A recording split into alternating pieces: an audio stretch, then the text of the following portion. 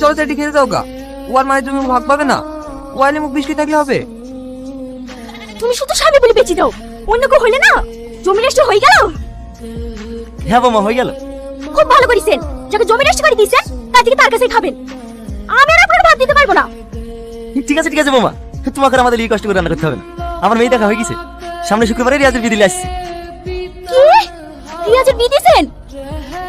হ্যাঁ, এইটা তোমার মানুষ শাশুড়ি, সালাম করো।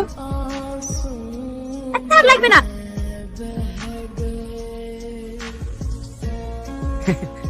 যাও বৌমা ঘরে যাও।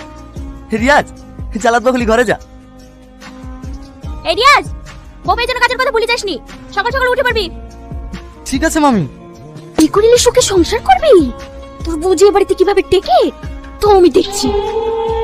বন্ধুরা, ভিডিওটি কেমন লাগলো? যদি ভিডিওটি ভালো লেগে থাকে ভিডিওটি লাইক করবেন, কমেন্ট করবেন, সাবস্ক্রাইব করবেন।